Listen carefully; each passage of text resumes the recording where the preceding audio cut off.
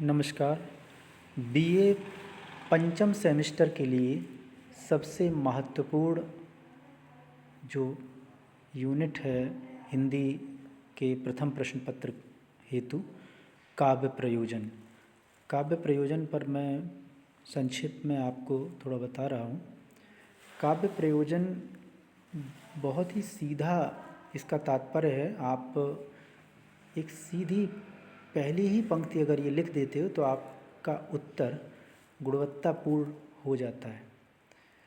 प्रयोजन का अर्थ होता है उद्देश्य। बस बात पूरी हो गई। काव्य प्रयोजन मतलब काव्य का उद्देश्य। तो काव्य रचना के उद्देश्य अर्थात उससे प्राप्त होने वाले लाभ को ही काव्य प्रयोजन कहा जाता है। तो ये संस्कृत के आचार्यों ने, हिंदी के आचार्यों ने इस विषय पर व्यापक विचार करके काव्य प्रयोजन को अलग अलग रूपों में स्वीकार किया है। जैसे संस्कृत के जो आचार्य हैं उनमें भरत मुनि कहते हैं कि धर्म, यश, आयु, साधक, हितकर, बुद्धिवर्धक और लोक उपदेश ये जो है करना भी काव्य का एक प्रयोजन माना गया है।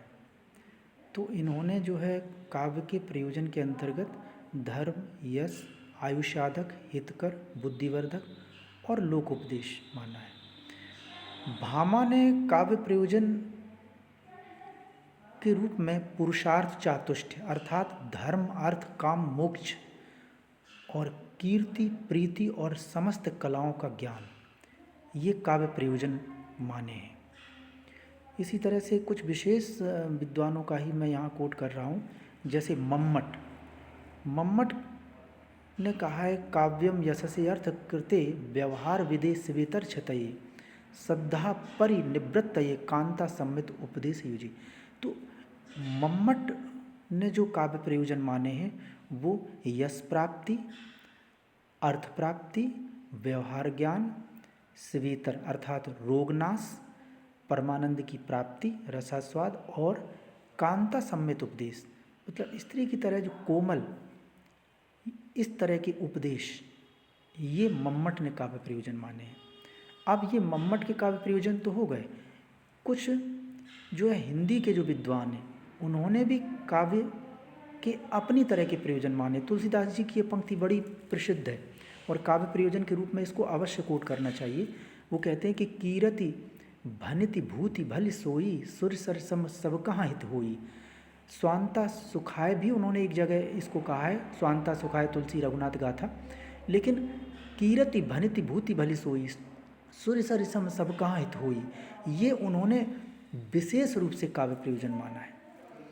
इसके बाद अगर देखा जाए तो भिखारी दास हैं, उन्होंने कहा है एक लहे तप पुंजह के फल ज्यों तुलसी और मूर गोसाई एक लहे बहु संपत्ति केशव भूपन ज्यों वर वीर बढ़ाई।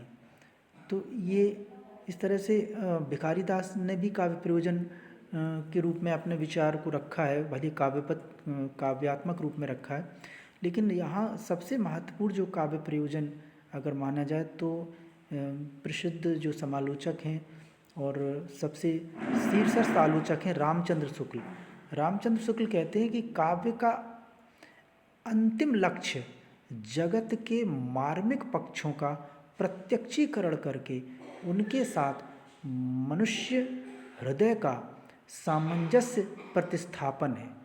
मतलब यहाँ सीधा है कि रामचंद्र शुक्ल ये मानते हैं कि काव्य का अंतिम जो लक्ष्य है वो जगत के जो मार्मिक पक्ष हैं, जो बहुत ही कोमल कह लो, बहुत ही सेंसिटिव जिसको अंग्रेजी में कह सकते हैं, उन पक्षों का प्रत्यक्षीकरण करके, उन पक्षों का प्रत्यक्षीकरण मतलब उनको एक तरह से ऐसे रचनाबद्ध किया जाए ताकि वो एक तरह से प्रत्यक्ष रूप से हमारे सामने आ जाए आँखों में।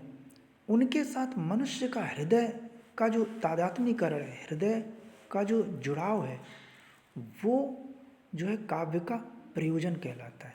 तो इस तरह से आचार्य रामचंद्र शुक्ल, तुलसीदास जी, यहाँ दो लोगों को कोट कर सकते हो, यहाँ भरतमुनि और मम्मट को कोट कर सकते हो आप काव्य प्रयोजन के रूप में। आपका उत्तर बहुत ही उत्कृष्ट उत्तर कहा जाएगा।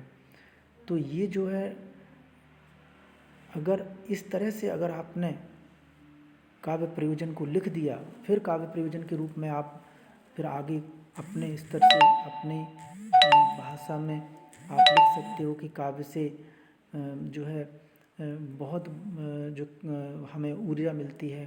काव्य को पढ़ने से हमारे अंदर एक उल्लास, एक उत्साह, एक अपनी तरह का रस जागृत होता है। तो इस तरह से काव्य प्रयोजन का अगर इतना भी आपने समझ लिया कि काव्य प्रयोजन मतलब काव्य रचना का उद्देश्य, और काव्य रचना का उद्देश्य विद्वानों ने जो माने हैं, चाहे रामचंद्र शुक्ल हों तो उन्होंने मार्मिक पक्षों का जो मनुष्य के हृदय के साथ जुड़ाव, या तुलसीदास जी कहते हैं सूर्य सरिसम, जैसे सरिता है वो सबका हित चाहती है, इसी तरह से उन्होंने काव्य को भी स्वीकार किया है, कविता की भी इसी तरह से जो है महत्ता को स्वीकार किया है। तो ये जो तुलसीदास जी हैं, मम्मट ने तो यश प्राप्ति, अर्थ प्राप्ति, व्यवहार ज्ञान, रोग नाश, ये और मधुर उपदेश, ये काव्य प्रयोजन स्वीकार किए हैं। इतना ही अगर आप लिख देते हो, समझ लेते हो, तो ये आपका संपूर्ण उत्तर हो जाएगा। मैंने काव्य लक्षण, काव्य हेतु, काव्य प्रयोजन तीनों ही विषयों पर संक्षिप्त वीडियो डाल दिया है।